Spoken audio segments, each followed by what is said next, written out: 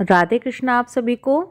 अगर कोई आपसे पूछे कि पूरे साल का सबसे बड़ा व्रत कौन सा है, तो आप कहेंगे एकादशी तिथि। और अगर कोई आपसे ये पूछे तो सबसे बड़ी एकादशी कौन सी है, तो हम कहेंगे निर्जला एकादशी। जी हाँ, निर्जला एकादशी वर्ष में आने वाली सभी महत्वपूर्ण एकादशियों में से सबसे बड़ी एकादशी है, जिसका पालन करके पूरे साल की सभी एकादशियों का फल प्राप्त किया जाता है। अगर भक्ति, निष्ठा और नियम पूर्वक इस निर्जला एकादशी का पालन किया जाए तो मनुष्य अनंत पुण्य फल को प्राप्त कर लेता है। पांडव निर्जला एकादशी प्रत्येक वर्ष ज्येष्ठ मास के शुक्ल पक्ष में आती है और ये वर्ष की सबसे बड़ी एकादशी मानी जाती है। इसलिए वीडियो को एंड तक ज़रूर देखिएगा कि कहीं आपका भी कोई प्रश्न इस वीडियो में तो नहीं है। सबसे पहला प्रश्न ये आता है कि क्या निर्जला एकादशी के दिन ब्रश किया जा सकता है। तो देखिए, निर्जला एकादशी हो या कोई भी एकादशी, उसमें हम सुबह ब्रश नहीं करते हैं। एकादशी के व्रत में ब्रश दशमी तिथि की रात को ही कर लिया जाता है और एकादशी के दिन सुबह केवल कुल्ला किया जाता है। अब बात आती है निर्जला एकादशी की। तो निर्जला एकादशी के दिन क्योंकि हमें अन्न और जल ग्रहण नहीं करना होता है, निर्जल व्रत करना होता है, तो ऐसी स्थिति में भी सुबह कुल्ला किया जा सकता है। निर्जला एकादशी के लिए हमें अन्न और जल का त्याग करना होता है, लेकिन कुल्ला और आचमन के लिए जल का प्रयोग किया जा सकता है। लेकिन कुल्ला करते समय भी हमें इस बात का ध्यान रखना है कि हम कहीं कुल्ला करते समय जल की कोई बूंद पी तो नहीं रहे हैं। इस बात का विशेष रूप से ध्यान रखना होता है। इसके बाद दूसरा प्रश्न ये आता है कि क्या निर्जला एकादशी के दिन हम सुबह में पानी पी सकते हैं।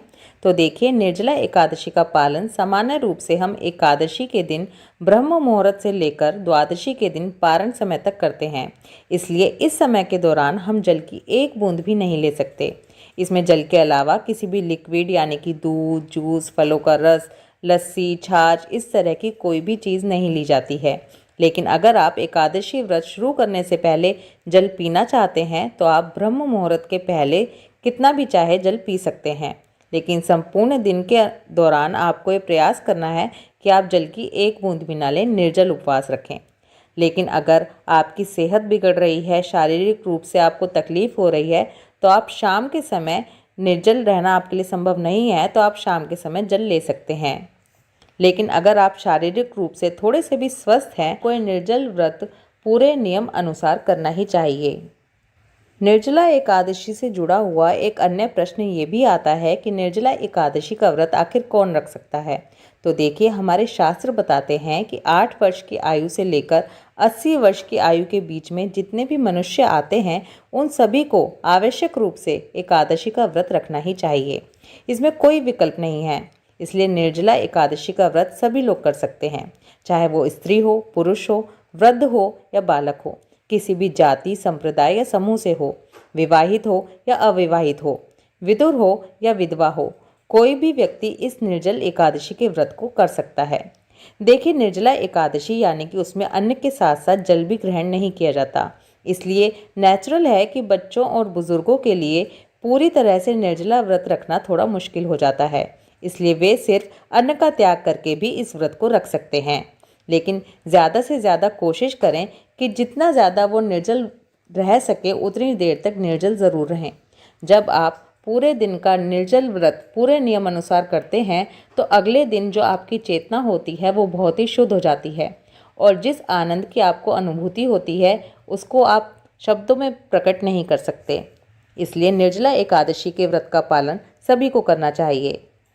इसके अलावा एक प्रश्न ये आता है कि अगर निर्जला एकादशी के दिन हम कहीं बाहर ट्रैवल कर रहे हैं या बहुत ज़रूरी काम से हमें बाहर जाना पड़ रहा है, तो हम निर्जल एकादशी व्रत का पालन कैसे करें।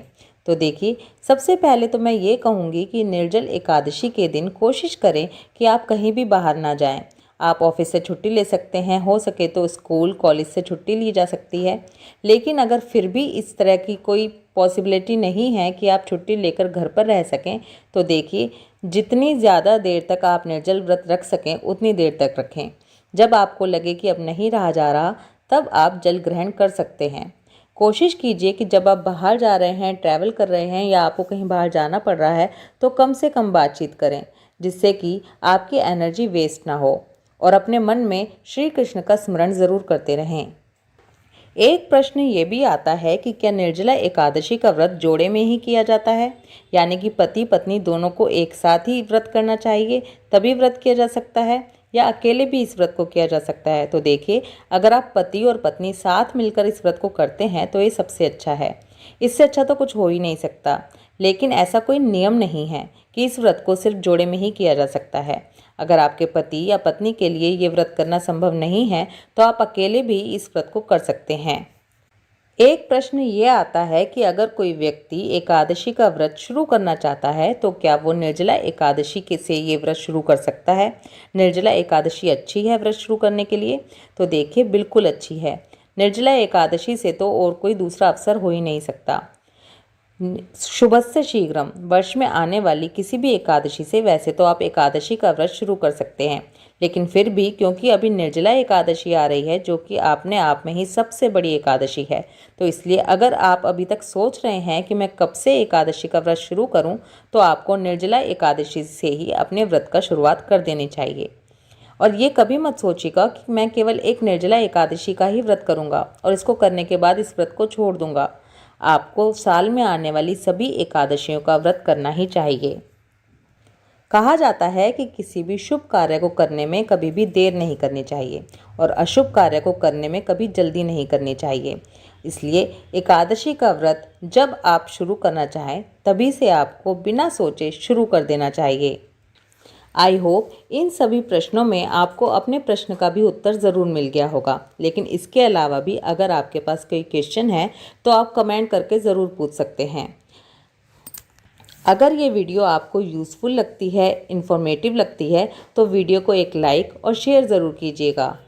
अगर आप पहली बार हमारे चैनल पर इस वीडियो को सुन रहे हैं तो चैनल को सब्सक्राइब ज़रूर कर लीजिएगा, क्योंकि इसी तरह की इन्फॉर्मेटिव वीडियोज़ हमारे चैनल पर आती रहती हैं। राधे कृष्णा।